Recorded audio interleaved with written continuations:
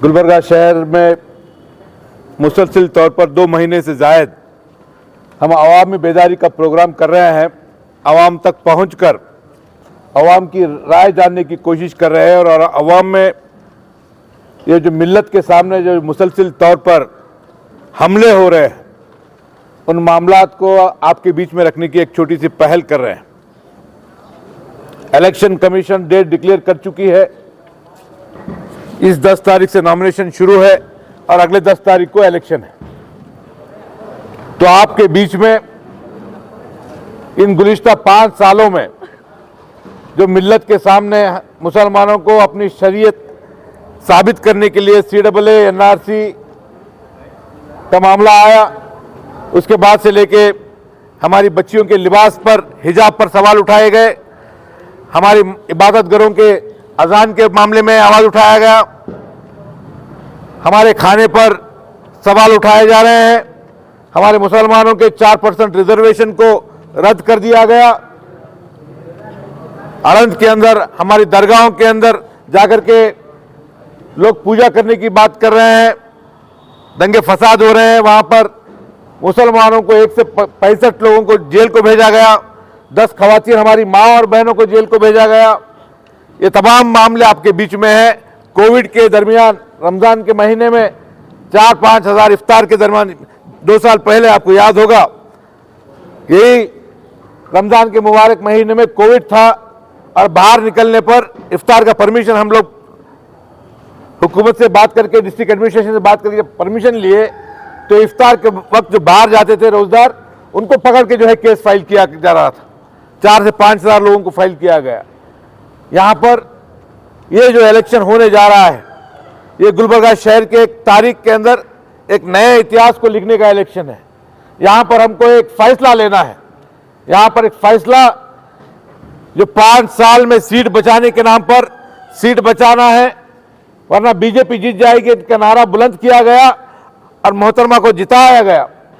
और आज इन 5 सालों में जो मिल्लत पर मुसलसिल तौर पर हमले हो रहे हैं, ये भारतीय जनता पार्टी RSS यहाँ पर डिस्ट्रिक्ट एडमिनिस्ट्रेशन जो अटैक कर रही है, एक लफ्ज भी असेंबली में सीट बचाने के नाम पर जिनको जिताया गया उन्होंने एक लफ्ज भी असेंबली में आप मिल्लत के खातिर एक लफ्ज भी बात करने की जरूरत नहीं की, बात नहीं की है।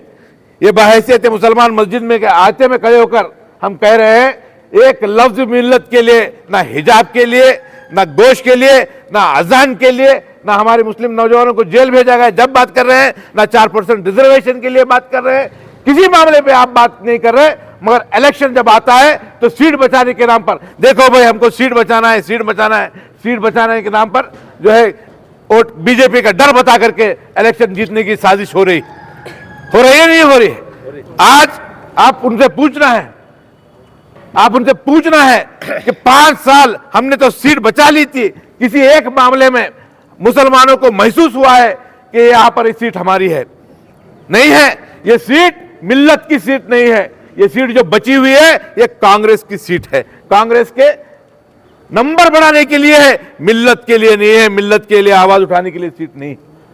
ये जो इलेक्शन हम जो आगे आने वाले 10 तारीख को वोटिंग करना है, ये सीट पर आपका फैसला ऐसा होना है कि आपको महसूस होगा इंशाअल्लाह ताला कि ये सीट मिल्लत की आवाज बन सकती है, ये सीट मुसलमानों की आवाज बन सकती है।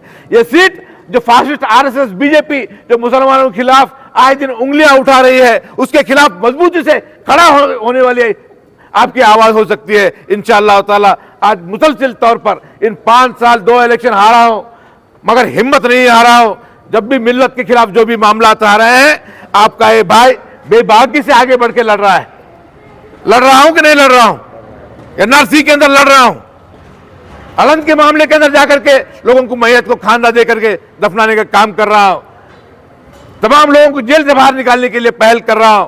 कोविड के अंदर हिंदुस्तान में कोई एहतजाज नहीं किया, मुसलमानों के गाड़ियां गिरफ्तार हो रहे हैं, बस स्टैंड के सामने बैठ करके एहतजाज कर रहा हूं। 4% रिजर्वेशन के सबसे पहले आवाज उठा रहा हूं। हिजाब के लिए कर्नाटका में सबसे पहले आवाज उठाने वाला मैं हूं। मुसलसिल तौर पर आपके जज्बातों का ख्याल रखते हुए जब भी आपको महसूस होता है कि यहां मिल्लत के खिलाफ, मुसलमानों के खिलाफ साजिश हो रही है, आगे बढ़ के लड़ रहा हूं। आज आपके बीच में आया हूं, आपसे पूछने आया हूं, आपका ये भाई आपके बीच में रहकर शिकस्त होने के बावजूद आपके लिए लड़ता आया है। लड़ते आ रहा हूं, नहीं आ रहा हूं मैं आपसे इंसाफ मांगने के लिए आया हूं कि आज ऐसे हालात में जब मुसलसल तौर पर मिल्लत के खिलाफ उंगलियां उठ रहे हैं, मिल्लत को सेकंड कैटेगरी सिटीजन साबित करने की कोशिश की जा रही है, मुसलमानों को कमजोर बताने की कोशिश की जा रही है। हम तो जवानी हो गई है, ये नौजवान बच्चे जिनके यहां पर उनका मुस्तकबिल का मामला है, हम बर्दाश्त करते आ रहे हैं। ऐसा कमजोरी में हो रहे हैं, सीट बचाना है, सीट बचाना है, सीट बचाना अहम नहीं है। आज ये फाशिस्ट ताकतों के आंख में आंख डाल करके उनको मुंह तोड़ जवाब देने की जरूरत है। आज ये हम नौजवान नस्ल को सर उठा करके आंखों में हिम्मत के साथ आगे बढ़ने की जरूरत है। हमको मुस्तकबिल के लिए हमें लड़ना है। आज पुलिस महकमे की जरूरत हो गई है। 200 300 लोगों को रोजगार बंडियों वालों को निकाल के फेंक रहे हैं। उलमाए कराम को मार पीटा जा रहा है रमजान के महीने में, एमएलए के रिश्तेदारों को मारा जा रहा है, एक केस नहीं हो रहा है। भाइयों, मैं आपसे पूछने आया हूं, एक गलती आप अगर करते हैं तो आगे आने वाले 10 15 20 साल तक हमको उसका खामियाजा भुगतना होगा। फलों ने खता की और सदियों ने सजा पाई। ये इलेक्शन एक तारीखी इलेक्शन है। ये इलेक्शन हर मुसलमान का इलेक्शन है, हर सेकुलर हिंदू भाई का इलेक्शन है। हमको फैसला करना है कि इस गुलबर्गा शहर के अंदर हिंदू मुस्लिम इत्तेहाद को कायम भी करना है और साथ ही साथ मुसलमान कमजोर नहीं है इसको साबित भी करना है। करना है नहीं करना है? यहां पर मैं आपसे इजाजत लेने के लिए आया हूं। आप अगर सब लोग मिलकर मेरा साथ देंगे तो इंशाअल्लाह ताला आगे इलेक्शन में भी लड़ूंगा। जब तक जिंदा हो आपकी आवाज बनकर ऐवान के अंदर इन फासिस्ट ताकतों का मुंह तोड़ जवाब देने का काम आपका भाई करेगा।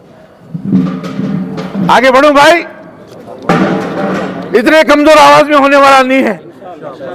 पुलिस कमिश्नर ऑफिस में जाकर 144 को तोड़कर लड़ रहा हूं आपके लिए। मैं गुलबर्गा बंद करने के लिए पुलिस महकमे से पका ले रहा हूं। मैं आपके लिए हर कुर्बानी आपके लिए दे रहा हूं। हिंदुस्तान में कोई एहतजाज नहीं कर रहा है। रमजान के महीने में कोविड के अंदर एहतजाज कर रहा हूं, केस डाल ले रहा हूं। आपसे इंसाफ मांगने के लिए आया हूं। आप मेरा इंसाफ करेंगे? शुक्रिया। साहब के इंतकाल के बाद गुलबर्गा में एक क़यादत का खला पैदा हुआ है। क़ायद कैसा होना चाहिए ये आप सभी जानते हैं। क़ायद को सबसे पहले मिल्लत की फ़िक्र होना चाहिए और उसको तारीख़ इस्लाम के बारे में वाक़िफ़ियत होना चाहिए और पूरे मुल्क के हालात पर उसकी नज़र होना चाहिए।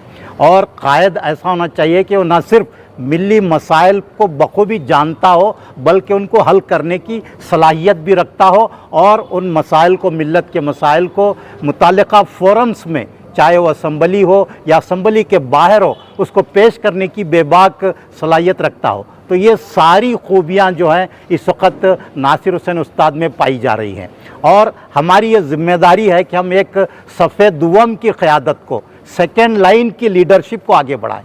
ये एक नौजवान आगे बढ़कर मिल्लत के लिए कुछ करना चाह रहा है तो हम सब की ज़िम्मेदारी है कि हम एक सेकेंड लाइन सफ़ेद दुवम की क़यादत को उभारें। जो क़मरुल इस्लाम साहब की 40 साला क़यादत के बाद जो खला गुलबर्गा में पैदा हुआ है उसको पुर करने के लिए मौजूदा इंतखाबात में एक बेहतरीन मौका हम सब के हाथ में है। तो मैं आप तमाम हजरात से यही अपील करूँगा, ख़ास तौर पर मैं नौजवानों से ये अपील करूँगा कि वो अपने यूथ आइकॉन जनाब नासिर हुसैन उस्ताद साहब को, जो एक नौजवान बेबाक पुरजोश वलवला अंगेज़ क़ायद हैं, इनकी सरपरस्ती करें, इनका ताउन करें, इनके साथ आप अपना पूरा सपोर्ट इनको दें ताकि ये एक मजबूत रहनुमा बनकर, एक मजबूत क़यादत बनकर आपकी, हम सब की बेहतर नुमाइंदगी कर सकें। ना सिर्फ गुलबर्गा बल्कि इलाका कल्याण कर्नाटक की पूरी सतह पर ये नुमाइंदगी कर सकें। बताया जाए और उनसे पूछा जाए कि वो कर क्या रहे हैं।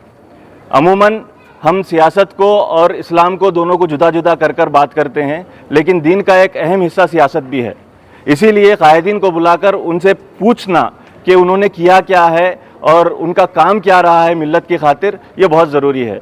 नासिर हुसैन उस्ताद साहब ख़ुद आप लोगों के बीच में आकर मस्जिद के अंदर और मस्जिद के बाहर मुसल्लियान से मुलाकात करके हालात के बारे में बात भी कर रहे हैं और उनका जो फ़िक्र है कौम के बारे में वो सामने रख रहे हैं। गुज़िश्ता दिनों में पिछले 3-4 सालों में जो हालात पैदा हुए हैं, चाहे वो CAA-NRC का मामला रहे, चाहे वो हिजाब का मामला रहे, चाहे वो हलाल कट झटका कट का मामला रहे, चाहे हमारे ताजिरों को परेशान करने का मामला रहे, उसमें सबसे नुमायां किरदार और सबसे बड़ा काम नासिर हुसैन उस्ताद साहब ने किया है। इसीलिए आने वाले इंतखाबात में आप लोग उनके बारे में सोचें और उनको मौका दें, ताकि ये पूरे हैदराबाद कर्नाटक के इलाके में एक वाहिद ऐसी शख्सियत है जो मिल्लत के बारे में आवाज़ उठाने वाली है और आवाज़ उठा रही है बहुत मजबूत तरीके से। हमारे पास एक तरीक़ा रहा है 40 सालों से कि हम क़ायद को देते आए हैं, मिल्लत के एक मजबूत आवाज़ को असम्बली में भेजते आए हैं। इस बार भी हमारे पास मौका है कि एक मिल्लत की मजबूत आवाज़ बनाकर नासिर हुसैन उस्ताद साहब को असम्बली में भेजें।